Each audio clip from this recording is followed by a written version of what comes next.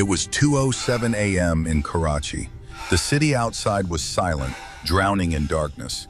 But inside a small apartment, Daniel suddenly woke up. He didn't know why. The room was completely still.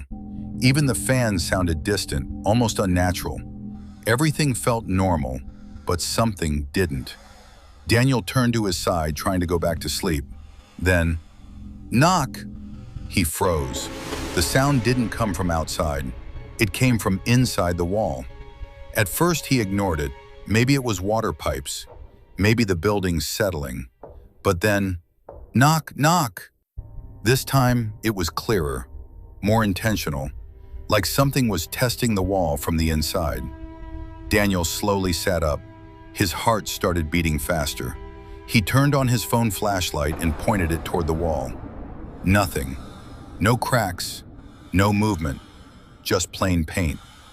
He let out a nervous breath, but then a whisper came, very faint, right from the wall. "Let me out."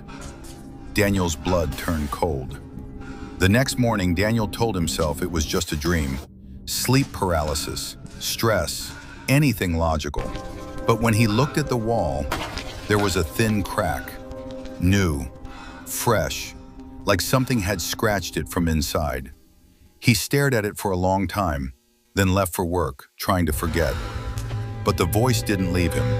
It stayed in his mind all day. "Let me out." Night 2. At 1:58 a.m., Daniel woke again. This time, he was already afraid before anything even happened. Knock, knock, knock! The sound was stronger, closer. He stood up slowly, anger mixing with fear. "Stop it," he whispered. The knocking stopped. Silence filled the room. Then, a soft laugh came from inside the wall. "Hey." Daniel stepped back instantly. Then the voice returned. "You already heard me." Day 3. The crack grows. The crack on the wall was bigger now.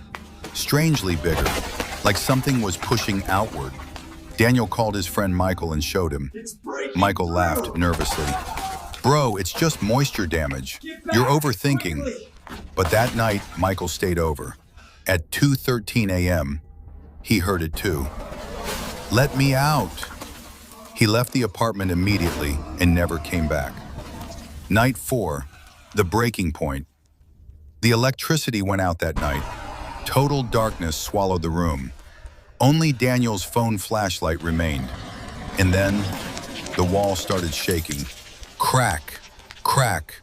The sound was not normal anymore. It sounded like bones breaking. Daniel backed away slowly. Then something pushed through the wall. A finger, real, human, but dried, blackened, unnatural. Daniel screamed, "Who are you?" A voice answered from inside. "I was you, once." The truth inside the wall. The crack widened, and a face appeared. Not fully human anymore. The skin was burned. The eyes were empty, like something that had been trapped for years.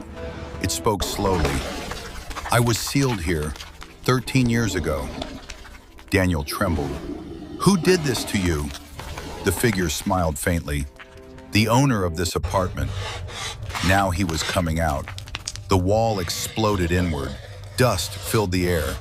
The figure began crawling out. First the arm, then the shoulder, then the full body. A man, but not alive. Not dead either. Something in between. He looked directly at Daniel and said, "Now, it's your turn." The final moment. Daniel ran toward the door. It was locked, but he remembered clearly he had left it open. He turned back. The thing was closer now, standing fully in the room. The walls were silent again. No knocking, no whispering. Only one final sentence. "The wall has accepted you." The next morning, neighbors noticed the apartment was silent. Too silent. When they opened the door, no one was there. No Daniel, no creature. Only the wall. And a new crack. Fresh, wider. And inside it, a pair of eyes slowly opened. End. Or not.